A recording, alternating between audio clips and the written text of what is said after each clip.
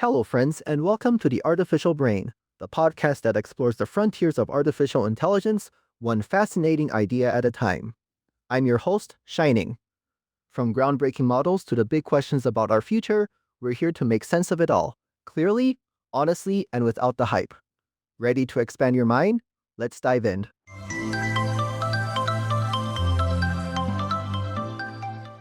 Welcome back to The Artificial Brain. Today we are diving into something that is honestly blowing my mind right now. We are talking about vibe coding. Yes, you heard that right. Vibe coding. This is not a drill. We are entering an era where you can build legitimate software just by talking to your computer, and honestly, it is giving main character energy. So what exactly is vibe coding? Imagine this. You sit down at your desk. You have a brilliant idea for an app. Maybe it is an app that tells you what to pack for lunch based on the weather and your current mood. In the old days, you would need to learn Python, Java, or C++. You would spend hours staring at a blinking cursor, debugging syntax errors, pulling your hair out, and questioning your life choices. But with vibe coding, you just let the vibes flow. You open up a chat window with an AI model and you say, hey, build me a lunch recommendation app that uses my location and the current weather forecast to suggest a sandwich. And boom, the AI does the heavy lifting. It writes the code, it connects the APIs, it deploys the app. You just check if the result matches the vibe you were going for. The term vibe coding was popularized recently by Andrej Karpathy.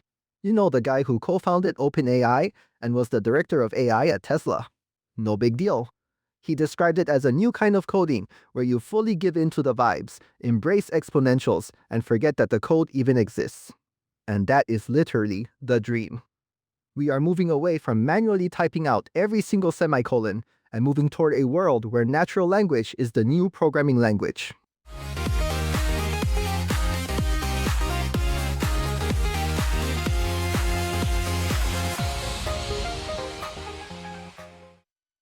So let us break this down because it sounds like magic, but there is some actual tech happening under the hood.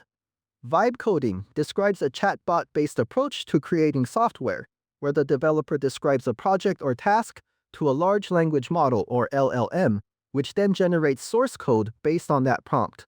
The key part here is that the developer does not review or edit the code directly.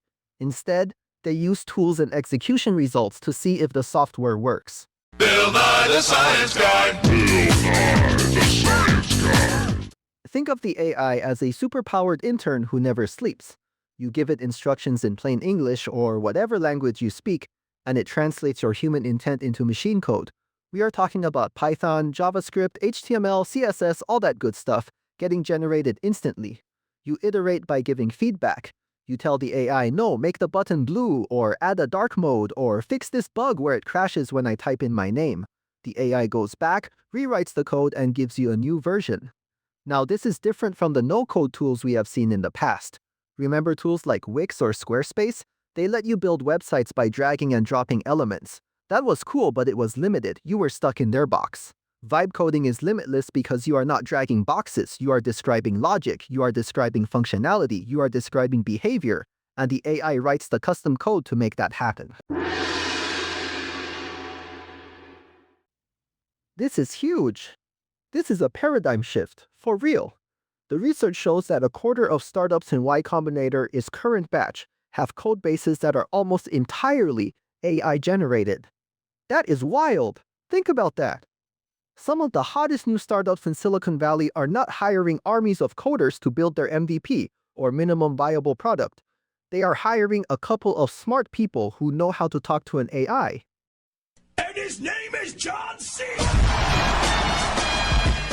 This democratizes software development in a way we have never seen before. You do not need a computer science degree from MIT anymore. You need a good idea, a solid strategy, and the ability to communicate clearly with an AI. It lowers the barrier to entry so low that basically anyone with a laptop and a credit card for the API subscription can become a software developer. But before we get too carried away with the hype, let us tap the brakes for a second and look at the other side of the coin. Because with great power comes great responsibility, and sometimes great messiness.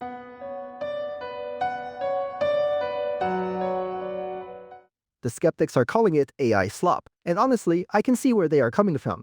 There is a real fear that vibe coding is going to flood the market with low-quality, buggy, insecure junk software. If you do not know how the code works under the hood, how do you know if it is secure? How do you know if the AI has accidentally left the backdoor open for hackers? Kevin Roos, a tech columnist, noted that while vibe coding enables non-programmers to generate functional software, the results are often limited and prone to errors. This makes sense. If you are driving a car but you do not know how the engine works, you might still get to your destination, but you are going to be in trouble if the check engine light comes on. In vibe coding, if the app breaks, you have to rely on the AI to fix it. And sometimes, the AI might not know what is wrong either. Hey, yo, what the fuck? There is also the issue of complexity. Natural language is ambiguous. I can say the word bank and mean a river bank or a financial bank. Humans get this from context. AI is getting better at it, but it still makes mistakes. If your prompt is slightly off, the code might do something completely wild. You might ask for a simple calculator and end up with a program that launches a rocket. Okay, maybe not that wild, but you get the point. The lack of precision can be a feature for brainstorming, but it is a bug for production engineering. Professional programmers are low-key terrified that this is going to devalue their skills or turn them into just glorified code reviewers. But here is the thing, I think it is going to make them supercharged. Let me take a quick tangent here to talk about the history of programming because I think this gives us some perspective.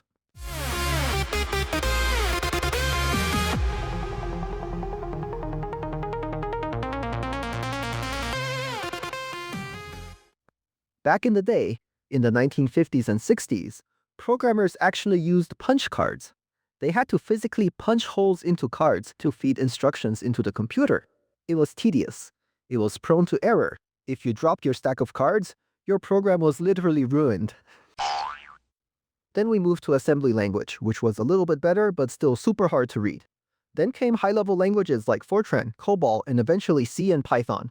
With every jump up in abstraction, we moved further away from the machine code, the zeros and ones, and closer to human language.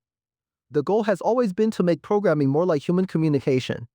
Vibe coding is just the next logical step in this evolution. It is the ultimate abstraction. We are finally at a point where the computer speaks our language, not the other way around. But that shift requires a change in mindset. We have to stop thinking like syntax enforcers and start thinking like architects and product managers. The focus shifts from writing code to defining strategy. And that brings me to the next point, strategy. The research I found mentions that strategy is important because resources available to achieve goals are usually limited. Strategy involves setting goals, determining actions to achieve them, and mobilizing resources. In the context of vibe coding, your resource is not lines of code. It is your ability to prompt, your ability to test, and your ability to iterate. If you have a bad strategy, the AI is just going to help you build the wrong thing faster. You cannot just vibe your way into a successful business. You still need to solve a real problem for real people. The AI is just a tool, it is the hammer. You still need to know where to hit the nail. I actually had a brain fart there for a second thinking about strategy. Let me clarify. The rise of vibe coding brings real promise. It can open programming to a wider audience, build tech literacy, and eliminate repetitive work. Imagine a world where you do not have to write the same login screen code for the 50th time. You just ask the AI to do it. That is slaps. That frees you up to focus on the unique, the creative, the truly valuable parts of your app. Let us look at some real-world applications. Google Cloud has been talking about this heavily. They explain that vibe coding is an emerging software development practice that uses artificial intelligence to generate functional code from natural language prompts. It accelerates development and makes app building more accessible, especially for those who might have been intimidated by traditional coding bootcamps. Think about a small business owner. Maybe they run a coffee shop. They want an app to track their inventory and manage employee shifts. They do not have the budget to hire a developer. But with vibe coding, they can spend a weekend talking to an AI and build a custom tool that solves their exact problem. That is empowering. That is fired. Now, is vibe coding the future of skilled work? Scott H. Young asked this exact question. Is it the democratization of programming ability, or is it just more AI slop flooding the software market with junk? Talking to a lot of professional programmers, there seems to be some skepticism about the quality of vibe-coded software, and that skepticism is valid. We have all seen chatbots hallucinate facts. We have all seen them confidently state that 5 plus 5 equals 11. When you translate that hallucination to code, you get a bug. But here is the kicker. Humans make bugs too. We make mistakes all the time. The difference is that an AI can iterate and fix bugs instantly, whereas I might spend 3 hours staring at a screen trying to figure out why I forgot a closing bracket. Another interesting tangent. Let us talk about the concept of a query. In databases, a query is a precise request for information. You ask a specific question in a specific language, like SQL, and you get an answer. With vibe coding, the query becomes much looser. It is natural language. It is fuzzy. This changes how we interact with data systems. Meow. That meow was for all the database administrators out there who are probably shaking their heads right now. But seriously, moving from precise queries to natural language prompts is a massive shift. It makes data accessible to everyone. A marketing manager can now ask the AI to query the sales database and create a report showing the top-selling items in the last month. They do not need to know SQL. They just need to know what they want to see. But we have to be careful about the risk. The senior director from CyberArk pointed out that the rise of vibe coding brings real promise but also risk. Security is a major concern. If non-programmers are generating code, they might not be thinking about SQL injection attacks, cross-site scripting, or data privacy. The AI might include a library that has a known vulnerability. This is where the initial excitement needs to be tempered with some caution.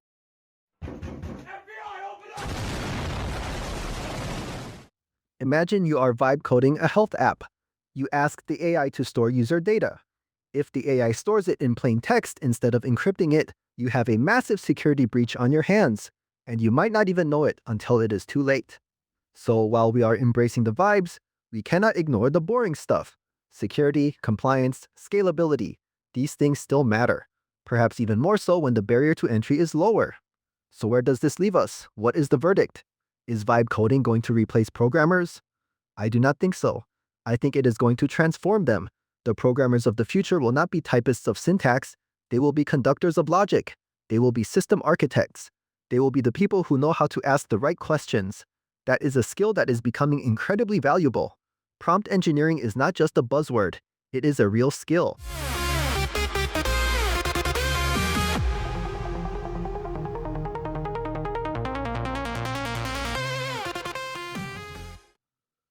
Let us visualize the future workflow. You have an idea. You open your vibe coding environment. You describe the high-level architecture. You say, I want a front end built with React that talks to a Python backend using Fast API. The AI scaffolds the entire project structure in seconds. Then you go feature by feature. Implement a login page with Google OAuth. Done. Connect to the Stripe API for payments. Done. Create a dashboard that shows user analytics. Done. You are reviewing the code, not writing it. You are testing the user experience, not debugging syntax errors. You are moving at the speed of thought, not the speed of typing. This workflow is efficient, it is powerful, and it is accessible. Wikipedia notes that vibe coding refers to an approach where AI assists in generating and refining code based on natural language prompts. The key word there is refining. It is an iterative process. You bounce ideas off the AI, you refine your prompt, you refine the code. It is a collaboration. Now, I want to address the fear. The fear that this is going to kill jobs. Look, every technological advancement disrupts jobs. The loom disrupted weavers, the car disrupted horse drivers, the calculator disrupted mathematicians who did math by hand. But it usually creates more jobs and more wealth in the long run. We are going to see an explosion of software, because software is hard to make right now. If making software becomes 10 times easier, we are going to have 10 times more software. We are going to have niche apps for things we never even thought needed an app. We are going to have hyper-personalized tools for every single individual. The variety of software we will see in the next 5 years is going to be mind-boggling. And that creates opportunities for creators, for designers, for thinkers, for people who understand human needs, not just computer languages. Emotional damage. But for the old-school programmers who refuse to adapt, yeah, there might be some emotional damage. If you pride yourself on memorizing syntax and your only value is typing speed, the AI is coming for you, for real. You need to level up. You need to become the person who directs the AI. You need to become the vibe master. Here is a practical example. Let us say you are trying to learn how to code right now. In the past, you would buy a textbook, read about variables, and try to write a Hello World program. It was dry. It was boring. Now, you can tell an AI, I want to learn how to build a game. Teach me step by step and show me the code. The AI becomes your personal tutor. It guides you, it explains the concepts, it generates the code. You learn by doing, by modifying, by seeing real results instantly. That is a game-changing way to learn. Build Bill Nye the Science Guy. Bill Nye the Science Guy. You are essentially unlocking the latent creativity of millions of people. How many potential Steve Jobs or Mark Zuckerberg are out there who just never learned to code? With vibe coding, that barrier is removed. If you can think it, you can build it. That is the promise. That is the dream. However, we must remain grounded. The Tech Radar article highlights that while there is promise, there is risk. We need to build guardrails. We need better tools to verify that AI-generated code is secure and efficient. We need a new set of best practices for vibe coding.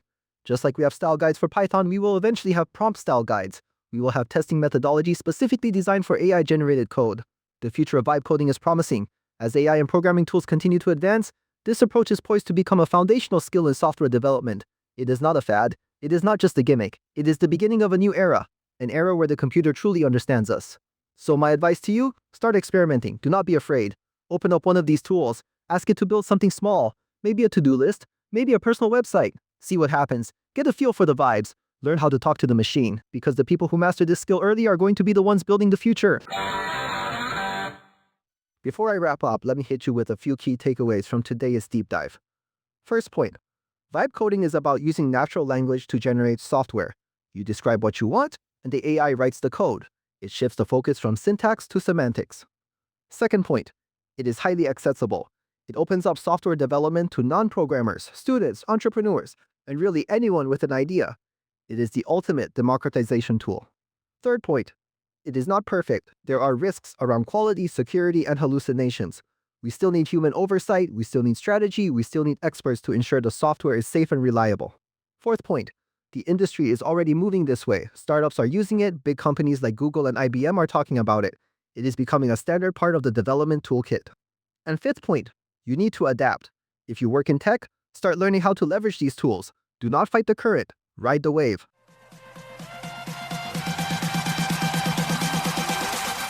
RIP to the days of manually writing boilerplate code. We will not miss you. In all seriousness, this is an exciting time to be alive. The relationship between humans and computers is fundamentally changing. We are moving from commanding machines to collaborating with them, and that is pretty dope. That is all for today's episode of The Artificial Brain. I hope you enjoyed this exploration of vibe coding. If you did, make sure to subscribe, leave a review, and tell all your friends about us. We are bringing you the hottest takes on the coolest tech, no cap. Next week, we are going to be diving into the world of autonomous agents. Yes, AI that can go off and do tasks on the internet for you. It is going to be wild. You definitely do not want to miss it. Until then, keep your brain sharp and your vibes high. I am Shining, and this is The Artificial Brain. Peace.